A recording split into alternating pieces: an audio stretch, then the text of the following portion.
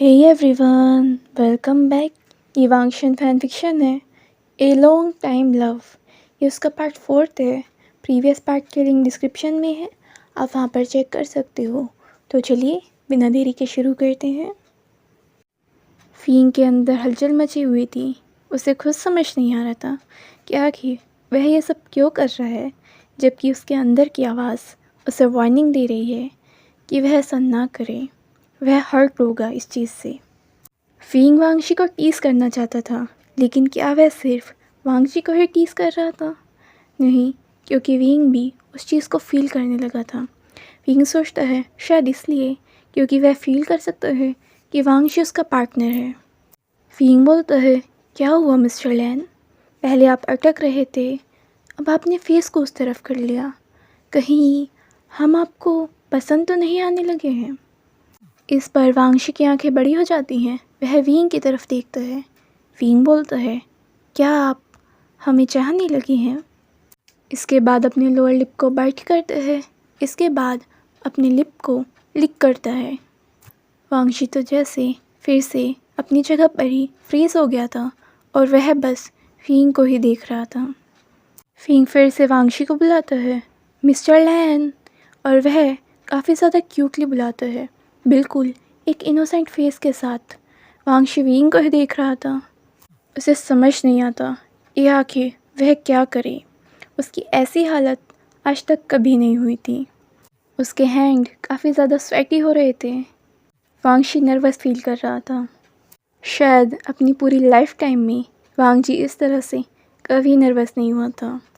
जो true blood alpha काफ़ी ज़्यादा डोमिनेंट था, जिसका सिर्फ ओरा ही काफ़ी होता था, वह ट्रू ब्लड अल्फा लान वांगशी विंग के सामने मानो इस वक्त कुछ कह ही नहीं पा रहा था। इसके बाद विंग अपने फेस को पीछे कर लेता है। ओके मिस्टर लैन, तो हम फिर कभी मिलते हैं? वैसे भी अब तो हम मिलते रहेंगे, राइट? वह वांगशी की तरफ आंख मारता है और कार से उतर जाता है। जैसे ही विंग कार से उतरता है, मानो इसके बाद ही वांगशी को सांसें आती है। उसकी सांस तो पूरी तरह से अटक गई थी। फींग जाने से पहले वांगशी की तरफ देखता है, वैसे मिस्टर लैन, आपकी फ्रेगरेंस काफ़ी अच्छी है, बट आई थिंक आपको कंट्रोल करनी भी सीखनी चाहिए। इसके बाद विंग वहाँ से चला जाता है। वांगशी सोचता है उसे हो क्या रहा था। शायद विंग के इतने पास होकर वह अपनी सैनिटी ही खो रहा था। विंग को जाता देख वांगशी को अच्छा नहीं लगता।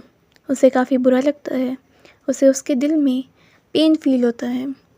इसके बाद विंग अंदर चला जाता है। अंदर जाने के बाद उसे यानली मिलती है। यानली बोलती है, आइंग, तुम ठीक हो ना? इतनी देर? विंग बोलता है, शिजे, मैं कोई बच्चा नहीं हूँ। यानली बोलती है, तुम हो, अभी छोटे बच्चे हो। इसके बाद पीछे से जांग शेंग की आवाज़ आती है। जांग शेंग बोलता है, ओ, इस घर का सबसे छोटा बच्चा आ गया। विंग जांग शेंग को गुस्से में देखता है, एक और बार बोलना ज़रा। इसके बाद जांग शेंग अपना मुंह बंद कर लेता है। यानली स्लाइटली विंग को हिट करती है, तुम हम सब में सबसे छोटे हो। विंग आंखें घुमाता है, लेकिन बच्चा नहीं हूँ।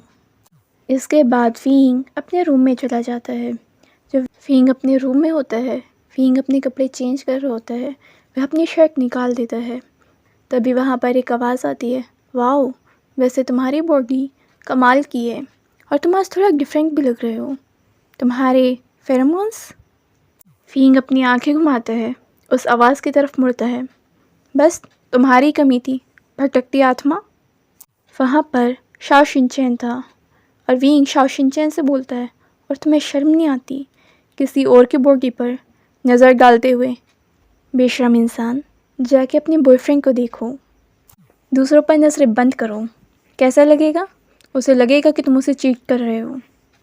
तभी वहाँ पर शुयांग की आवाज़ आती है। शुयांग बोलता है, नहीं, अगर ये तुम्हारे होठों पर भी किस कर देगा तो भी मुझे बिलीव है ये मुझसे ही प्यार करेगा। इस पर विंग अपनी आंखें घुमाता है, दूसरा पागल भी आ गया। शाओ शिनचैन एक मेज़ है, लेकिन वो एक ओमेगा है, और शुयांग यहाँ पर ग्रिम रीपर है।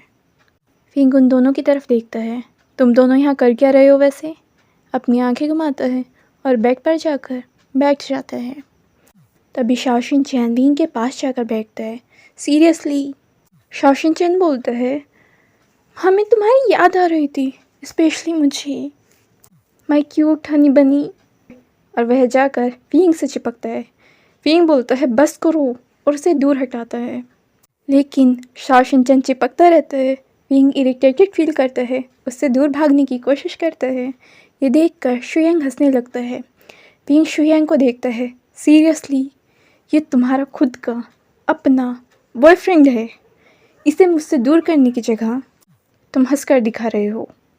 इसके बाद शुयांग शाओशिन चैन को खींच लेता है, उसके गाल पर पिंच करता है, फिर स्लाइटली उसके गाल पर किस करता है। इसके बाद विंग को देखता है। मैंने कहा ना, मैं उस पर भरोसा करता हूँ, वो मेरा ही रहेगा।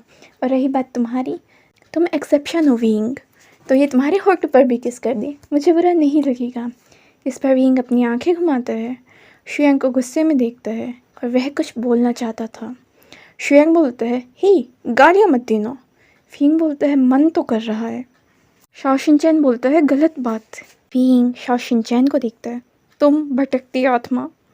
विंग बोलता है, गालियाँ नहीं दे सकता, लेकिन सुना सकता हूँ ना तुम्हें। सड़े हुए अंडे, सड़े हुए बैंगन, खराब हुए हुए पिज़्ज़ा, गंदी स्मेल वाले मोज़े। ये सुनते ही शुयांग का मुँह खुला का खुला रह जाता है कि आखिर इस टाइप से कौन सुना सकता है। शुयांग बोलता है, ओके ओके, हम समझ गए।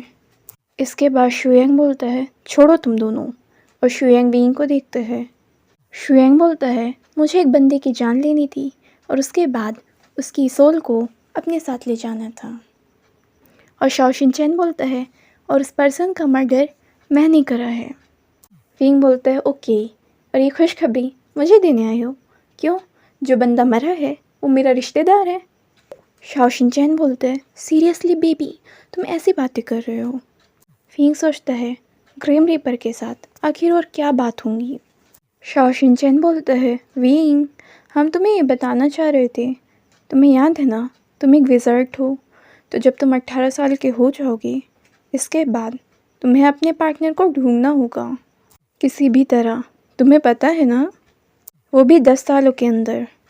ये सुनने के बाद विंग शाओशिन चैन और शुयांग दोनों को ही बिल्कुल कोल्ड आइस के साथ देखता है, जैसे कि सीधा विंग उनकी सोल के अंदर ही देख रहा है। विंग के इस तरह से गेस को देखकर शुयांग और शाओशिन चैन दोनों ही बिल्कुल स्टन रह जाते हैं। शुयांग भी अपनी स्पाइन में चिल फील कर सकता था। शाओशिन चैन सोचता है कि विंग को देखकर लगता है कि मानो उसे बाइपोलर डिसऑर्डर हो, एक पल में चेयरफुल और दूसरे ही पल इतने खतरनाक गेस के साथ देखता है। और उसके बाद वह शुयांग को देखता है। ये पहला ग्रीम रीपर होगा जो किसी इंसान के सामने भी ऐसे शांत हो जाता है। इसके बाद शुयांग और शाओशिन चैन भी दोनों वहाँ से चले जाते हैं। उनके जाने के बाद विंग कुछ सोच रहा था। विंग सोचता है, ऐसा क्यों लगता है कि तुम दोनों भी कुछ छुपा रहे हो।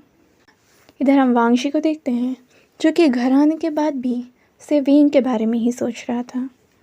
कॉलेज में युआन विंग के साथ रहने का ट्राई करता और युआन कभी कभी इस तरह से हरकत करता कि विंग को लगता कि मानो वह एक बिग बेबी को संभाल रहा है। विंग युआन को देखता है, सीरियसली ये एक अल्फा ही है ना, चल क्या रहा है मेरे आसपास यार। हालांकि वो इन चीज़ों से शिकायत करता, लेकिन उसे इतनी भी प्रॉब्लम नहीं थी इनसे। हालांकि उसे खुद पर ही हंसी आती, ऐसा भी हो सकता है क्या। इसके बाद हम देखते हैं विंग को, जो कि एक कंपनी में वर्क कर रहा था। जब विंग की कंपनी की छुट्टी हो जाती है, विंग तब भी वहाँ पर कुछ देर के लिए रुक जाता है। विंग एक कार के पास खड़ा था। कुछ टाइम बाद वहाँ पर वांगशी आता है। वांगशी विंग को देखकर हैरान था। विंग अपने फ़ोन में लगा हुआ था। जैसे ही विंग देखता है कि कोई वहाँ आया है, वह अपने फेस को ऊपर कर कर वांगशी की तरफ देखता है। विंग एक स्माइल के साथ वांगशी को देखता है। मिस्टर लैन। विंग को देखकर वांगशी हैरान था। वांगशी बोलता है, तुम यहाँ। विंग बोलता है, मिस्टर लैन, कैसा लगा मेरा सरप्राइज़। वांगशी विंग को ही देख रहा था। विंग बोलता है, मैंने आज ही आपकी कंपनी में ज्वाइन करा है। इस पर वांगची सिर्फ ओ बोलता है क्योंकि वांगशी आज काफ़ी बिजी था और उसने इस चीज़ को चेक नहीं करा था कि आखिर इन 2 दिनों में किसने उसकी कंपनी में ज्वाइन करा है। फिंग बोलता है मैं तो रुक गया, सोचा आपसे मिलता चलूं। एक मिस्टीरियस सीईओ इतनी बड़ी कंपनी का जिसे आज तक किसी ने नहीं देखा, या फिर मैं कहूँ किसी इंसान ने नहीं देखा, राइट? क्योंकि आप एक इमॉर्टल हैं। वांगशी हमें सर हिलाता है। इसके बाद वांगशी कार में बैठता है और फिंग को भी बैठने के लिए बोलता है। फिंग बोलता है तो फिर आप मुझे मेरे घर छोड़ोगे? वांगशी हमें सर हिलाता है। फिंग वांगशी को देख रहा था। वांगशी बोलता है पूछो। फिंग बोलता है मैंने पैक ऑर्गेनाइजेशन में भी आपके बारे में जानने का ट्राई करा, लेकिन ज़्यादा जानकारी नहीं मिली, ऐसा क्यों? वांगशी बोलता है क्योंकि मैं और युआन इमॉर्टल हैं, लेकिन ये बात ज़्यादा किसी को नहीं पता। केवल कुछ ही लोग हैं जो इस बात को जानते हैं, और डेफिनेटली इंसानों में तो बिल्कुल भी किसी को नहीं पता। इसलिए मैं एक सीईओ के रूप में भी मिस्टीरियस हूँ। इस पर फिंग सिर्फ ओके बोलता है, लेकिन उसके दिमाग में आ रहा था कि आखिर किसी को क्यों नहीं पता। इवन ऑर्गेनाइजेशन को तो पता होना चाहिए था ना। यहाँ तो वुल्फ, विचेस और विज़ार्ड सभी एग्जिस्ट करते हैं। वांगशी बोलता है बस यूं ही नहीं बताया। फिंग कन्फ्यूज़न के साथ बोलता है हाँ? वांगशी बोलता है तुम यही सोच रहे हो ना, क्यों नहीं बताया? बस ऐसे ही नहीं बताया। कुछ लोग जो ट्रस्ट के लायक हैं उन्हें पता है बस। फिंग बोलता है ओ। वांगशी बोलता है तो फिर अब तुम यहाँ पर ही वर्क करोगे? फिंग बोलता है हाँ, इससे मुझे एक्सपीरियंस भी मिलेगा और मुझे इनकम भी होगी, जो सबसे ज़रूरी है। वांगशी विंग के फेस को देखता है। विंग बिल्कुल एक बच्चे की तरह लग रहा था जो कि अपनी कैंडीज़ की बात कर रहा हूँ। फिंग बोलता है आपकी कंपनी की तरफ से जो आर्ट्स और डिज़ाइनिंग में कंपटीशन हुआ था, मैं उसी का विनर हूँ, और फिर मुझे यहाँ पर एक जॉब भी ऑफ़र करी गई थी, तो फिर मैंने उसे एक्सेप्ट कर लिया। वांगशी बोलता है अच्छा है, इससे तुम्हें एक्सपीरियंस भी मिलेगा। फिंग बोलता है वो तो ठीक है, लेकिन मैं इससे ज़्यादा मनी की वजह से कर रहा हूँ, ताकि मैं कुछ अर्न कर सकूँ। एक्सपीरियंस को दूसरे नंबर पर रख दो। ये सुनने के बाद वांगशी फिंग को देखता है। फिंग बोलता है आप ऐसे क्यों देख रहे हो, सही तो कह रहा हूँ। मैं कौन सा इतना अमीर हूँ, ना मेरे पास इतनी सारी मनी है, ना प्रॉपर्टी है। और फिर वांगशी को देखता है नहीं, मेरे पास कोई अमीर से डैडी हैं जैसे कि युआन के पास हैं। फिंग बोलता है और आप मेरे डैडी तो हो नहीं, आप युआन के डैड हो। फिंग ध्यान नहीं देता वो किस तरह से बोल रहा है। वांगशी बोलता है राइट, मैं तुम्हारा डैडी नहीं, सिर्फ शुगर डैडी बन सकता हूँ। वांगशी की बातें सुनते ही फिंग को एकदम से खांसी उठ जाती है। वांगशी बोलता है फिंग तुम ठीक हो? फिंग अपने आप को संभालता है और वांगशी को देखता है। इस बंदे ने मुझे बिल्कुल हार्ट अटैक दे दिया और पूछ रहा है तुम ठीक हो? तो फ्रेंड्स आज के लिए बस इतना ही। अगर आपको ये पार्ट पसंद आया है तो प्लीज़ वीडियो को लाइक कर दीजिए, और चैनल नहीं किया सब्सक्राइब तो प्लीज़ कर दीजिए। Thank you.